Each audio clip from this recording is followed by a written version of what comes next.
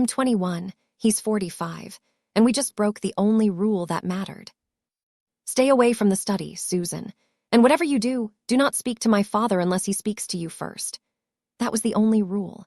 My best friend Leo had repeated it like a mantra the entire drive up the winding, private road that led to the Thorne estate. I was 21, a broke art student whose life was currently packed into 3 duct-taped cardboard boxes in the trunk of Leo's car. His father, Michael, was a name that carried a heavy weight. I'd seen him in magazines, the sharp jawline, the cold, calculated eyes of a man who bought and sold companies before breakfast. He was 45, legendary, and supposedly possessed a heart made of high-grade industrial steel. The estate itself felt like a fortress of glass and limestone. It was beautiful, sure, but it felt sterile, like a museum where you weren't allowed to touch the exhibits. Leo dropped me off at the guest house, a small cottage that was actually nicer than any apartment I'd ever lived in. I spent my first few days trying to be invisible. I'd slip into the main kitchen for coffee when the house staff was busy and spend my afternoons hidden in the sprawling gardens with my charcoal pencils. I saw him for the first time on a Tuesday. The humidity was thick, and I was sitting under a weeping willow, trying to capture the way the light hit the lily pond. I felt the change in the air before I heard him. A shadow fell over my paper, long and imposing. I looked up, and the breath simply evaporated from my lungs. Michael Thorne didn't look like a father. He looked like a storm that had decided to wear a charcoal suit. His hair was thick, dark, and starting to silver at the temples in a way that felt like a warning. But it was his eyes that trapped me, a piercing, vibrant blue that felt like they were peeling back the layers of my skin. "You're the girl staying in the guest house," he said. His voice was a deep, resonant rumble like a cello being played in a small, wood-paneled room. It vibrated in my chest. I felt like a deer caught in high-end headlights. "I'm Susan," I managed to stammer out. I dropped my pencil, and as I reached for it, my fingers shook. "I'm sorry, Leo told me to stay out of your way. I'll go." "No," he said, and the word was a command, yet strangely soft. He stepped closer, and I could smell him, expensive leather, cedarwood, and something cold like rain. He reached out, his long, elegant fingers grazing the edge of my sketchbook. "Don't go. You have a rare gift for light, Susan. Most people who come to this house only ever see the shadows. They're too busy looking for what they can take." He looked at me then, really looked at me, and for the first time in my life, I felt truly seen. It wasn't a casual glance. It was a pull. I was 21, and he was the most dangerous man I'd ever encountered. I knew right then that Leo's rule was going to be impossible to keep. 2 weeks into my stay, the rule wasn't just a suggestion. It was a haunting. I found myself wandering toward the main house late at night when the rest of the world felt quiet. I couldn't sleep. My mind was a chaotic loop of Michael's voice and the way he'd looked at my art. I told myself I was just looking for the library, that the guest house books were boring. It was a lie, and I knew it. I was hunting for another glimpse of the man who lived in the shadows. Main house was silent, illuminated only by the faint glow of security lights. I found the library door ajar, a sliver of warm amber light spilling onto the marble floor. I slipped inside, and the scent hit me instantly. Old paper, expensive scotch, and that same cedarwood smoke. Michael was there, draped in a leather wingback chair. He had his suit jacket off, his white shirt unbuttoned at the collar, and a glass of amber liquid held loosely in his hand. He looked human. He looked exhausted. "Does Leo know you're a night owl, Susan?" he asked. He didn't even turn his head, but I knew he'd heard me the moment I crossed the threshold. "He sleeps like a log," I whispered, my voice sounding tiny in the massive room. "I didn't mean to intrude, Mr. Thorne. I was just looking for something to read." "Michael," he corrected, finally turning his head. The firelight danced in his eyes, making that blue look almost predatory. "Mr. Thorne is the man who fires people and closes factories. In this room, at this hour, I'm just Michael." He gestured to the chair opposite him. "Sit. Tell me why a 21-year-old with the entire world in front of her is hiding in a library with a ghost like me." I sat. I couldn't help it. We talked for hours, the clock on the mantel ticking away the minutes of my sanity. He didn't talk down to me. He didn't treat me like Leo's little friend. We talked about the philosophy of art, about the crushing weight of a legacy, and the things he'd had to bury to build the Thorne empire. I saw the fine lines of grief around his eyes when he mentioned his late wife, and I saw the way his hands tightened on his glass when he spoke about the loneliness of the top. I wanted to reach out and touch the tension in his jaw. I wanted to tell him he wasn't a ghost. When I finally stood up to leave, the sun just starting to gray the horizon, he caught my wrist. The touch was electric, a jolt of pure heat that settled deep in my bones. "Susan," he breathed, his voice raw and low. "You need to remember the rule for your own sake." I didn't answer. I couldn't. The Thorn Foundation Gala was the social event of the year, a sea of black ties and silk gowns that cost more than my tuition. I felt like a fraud. I wore a dress I'd found at a vintage shop, a deep emerald silk that hugged my curves and made me look older, sharper, more like a woman and less like a girl. Leo was busy playing the role of the dutiful heir, surrounded by a pack of young socialites who looked at me like I was a smudge on a masterpiece. I felt small until the room went silent. Michael entered. He didn't just walk into a room, he took ownership of it.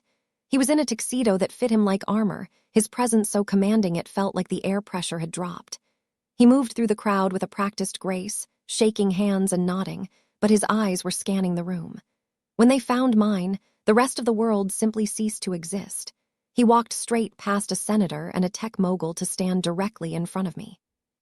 "You look," he started, his voice thick. He stopped, his Adam's apple bobbing as he swallowed hard. "You look like you don't belong here, Susan, and I mean that as the highest possible compliment.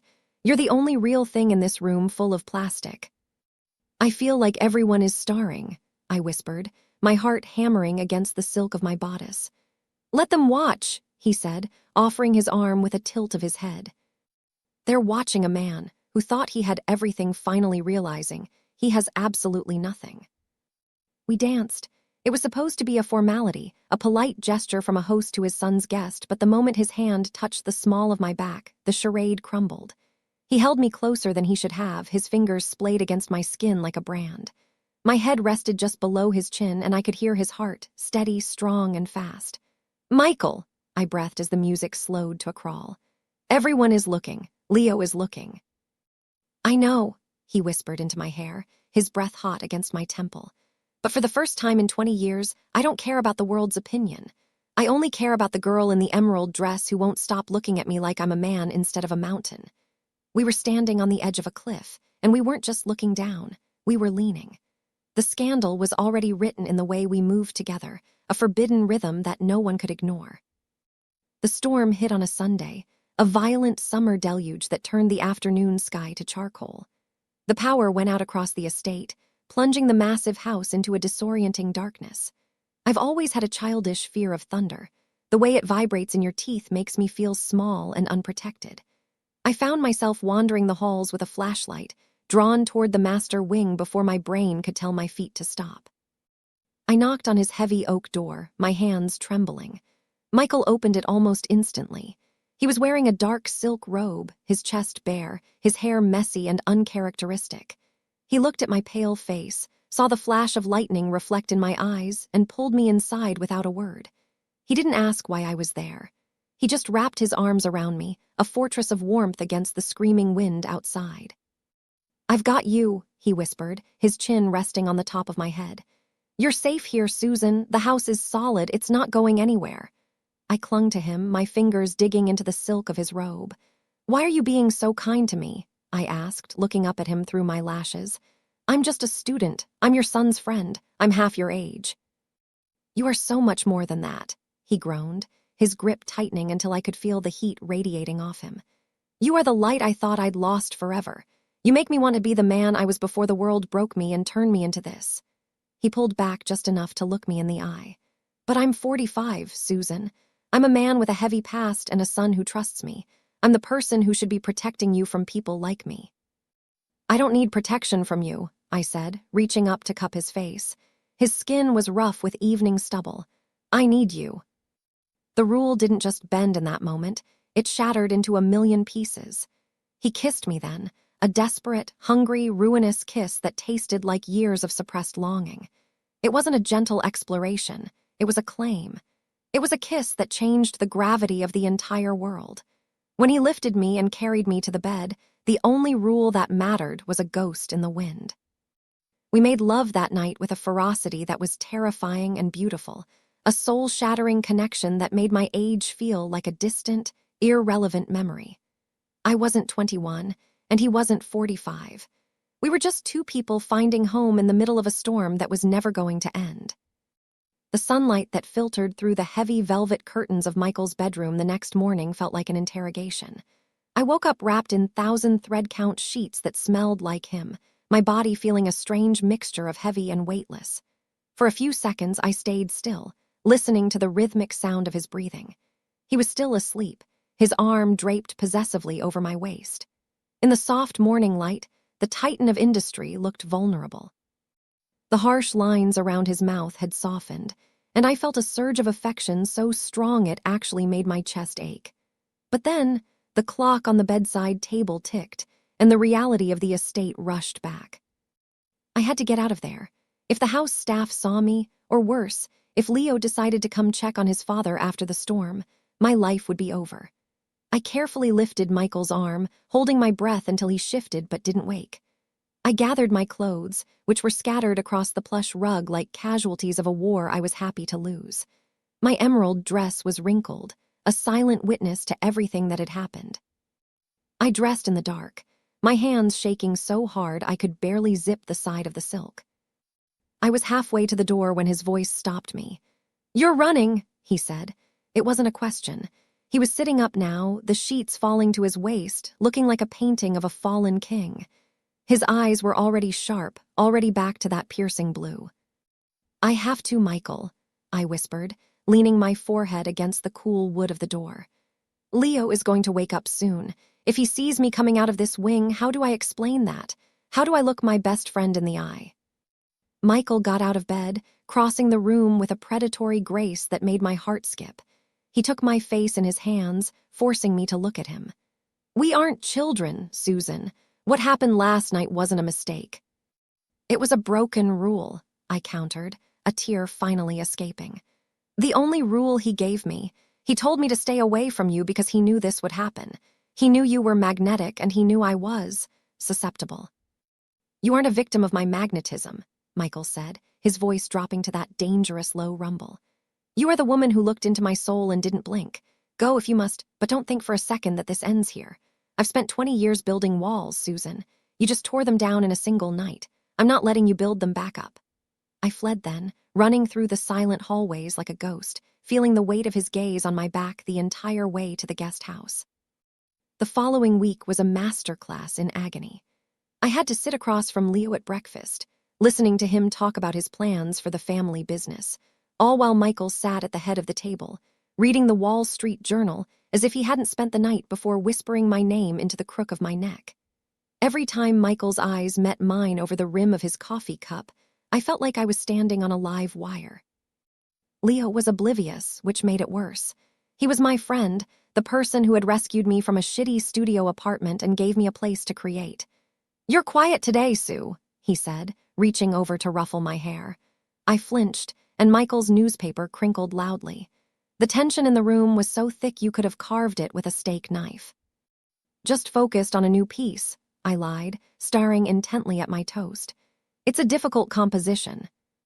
Lots of conflicting shadows." "Dad, you should check out her new sketches," Leo said, turning to Michael. "They're incredible. You've always said the estate needed more life. Susan's got it." Michael set the paper down slowly. He looked at me, his expression unreadable to anyone but me. "I've seen them, Leo. Susan has a way of capturing things that most people miss. She sees the hunger beneath the surface." I had to leave the table.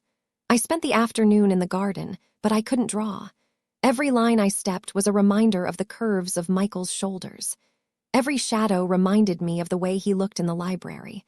I was becoming a shell, consumed by a secret that was too big for my 21-year-old heart to hold.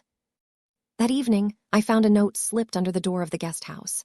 No envelope, just a heavy piece of cream stationery. "The boathouse. Midnight.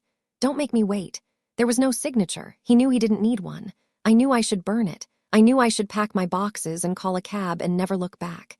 Instead, I spent 2 hours picking out an outfit that made me look like the woman he thought I was. I was walking toward the lake before the clock even struck 12.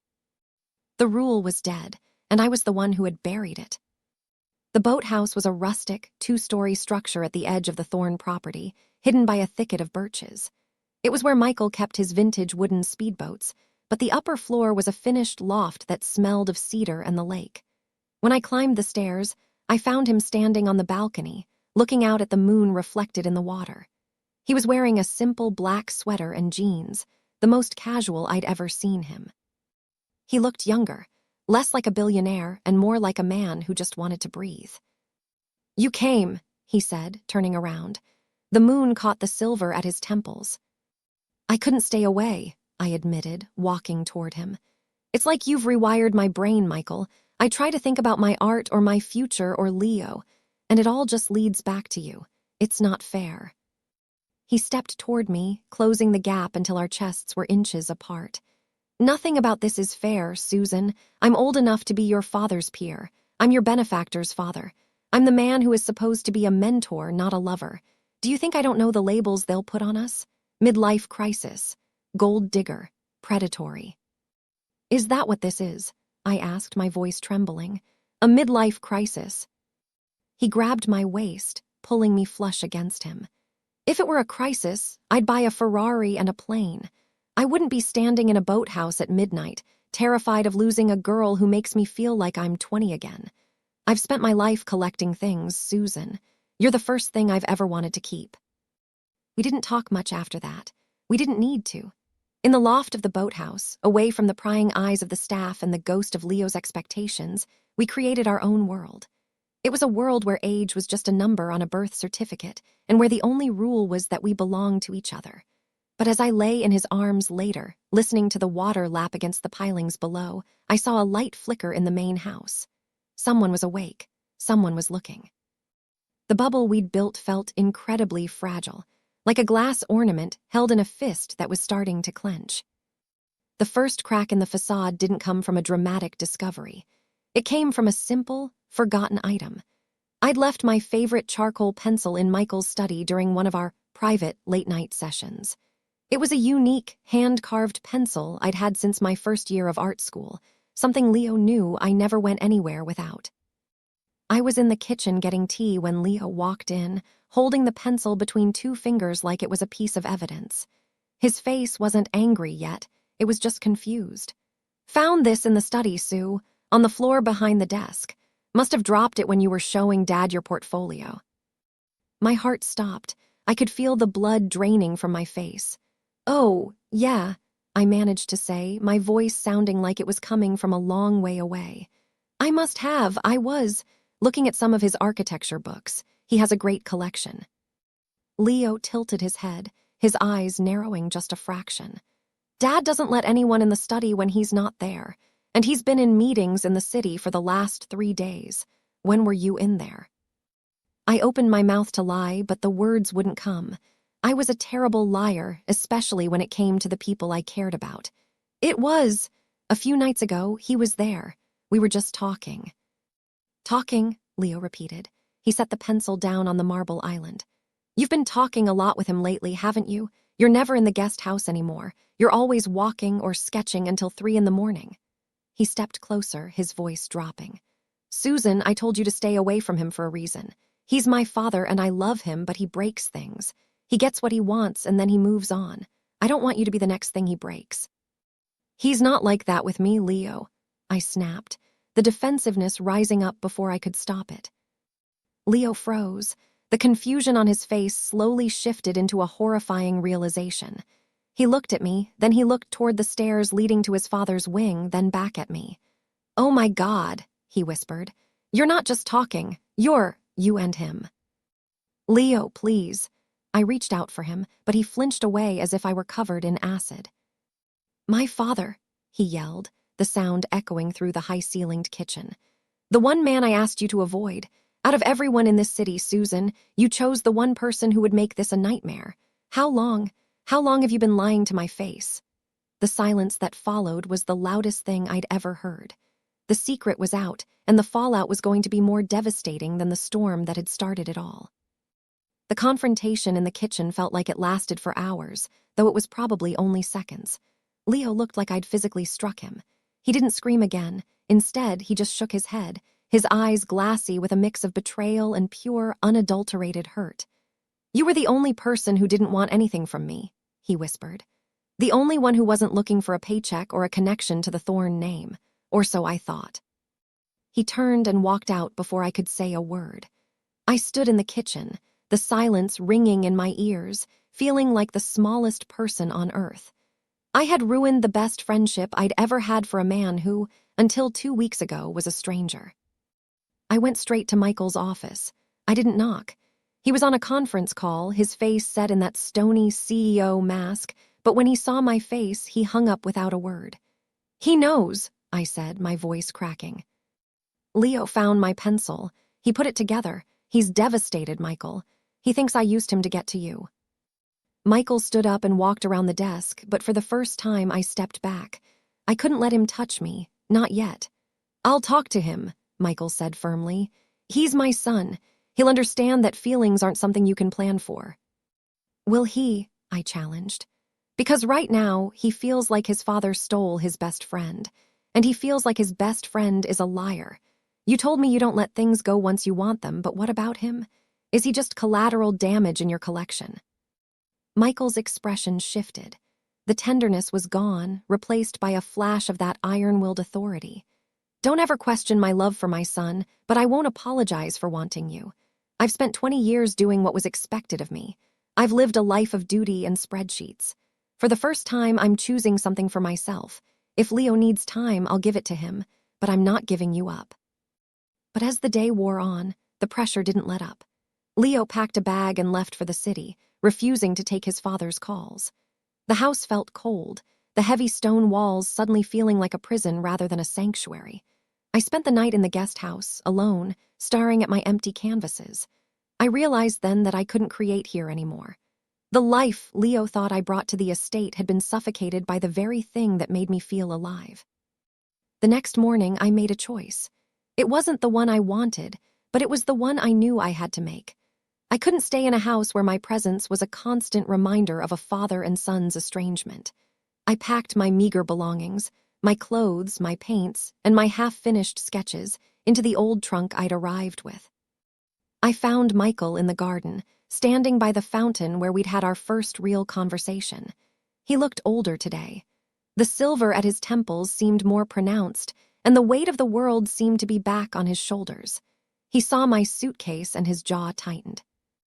"I'm leaving, Michael," I said softly. "No," he said, the words short and sharp. "I told you I'll fix this. I'll buy him a gallery in the city. I'll make it right." "You can't buy forgiveness," I said, walking toward him. "And you can't fix this by keeping me in a golden cage. If we're going to be whatever this is, it can't be like this. It can't be a secret kept in a boathouse while your son hates us both." He looked at me, his blue eyes searching mine. "Then what are you saying? That it's over?" "I'm saying I'm going back to my studio. I'm going to finish my work on my own terms. And you need to go find your son, not as a CEO, but as a father. You need to show him that he matters more than your collection." I reached out and touched his cheek one last time. "If you really meant what you said, that I'm the first thing you ever wanted to keep, then you'll know where to find me when the dust settles." It was the hardest thing I'd ever done, walking away from that magnetic pull. I took a cab to the train station, leaving the Thorne estate and its velvet-lined secrets behind. 3 months later, I was in my cramped, messy studio in the city. The light was terrible and the rent was late, but I was painting. I was painting with a ferocity I'd never known. My phone rang. It was Leo. He didn't say much, just that he was in town and wanted to grab coffee. We didn't talk about Michael. We just talked about art. It was a start. An hour after Leo left, there was a knock on my door. I opened it to find Michael standing in the hallway. He wasn't wearing a suit. He was wearing the black sweater from the boathouse. He looked tired, but his eyes were clear. He didn't say a word. He just held out a small, hand-carved charcoal pencil. "Leo gave this back to me," Michael said, his voice a low rumble. "He told me that if I lost it again, he'd never speak to me again." I leaned against the doorframe, my heart pounding against my ribs. "And did you tell him you're a man who keeps what he wants?" Michael stepped into the small, messy room, looking completely out of place, and yet exactly where he belonged. He took my hand, his thumb tracing the paint stains on my knuckles. "No," he whispered, pulling me toward him. I told him I'm a man who finally learned that the things worth having are the ones you have to earn. The rule was broken, the friendship was scarred, but as he kissed me in the middle of my chaotic studio, I knew we weren't just a midlife crisis or a broken rule anymore. We were the beginning of something real.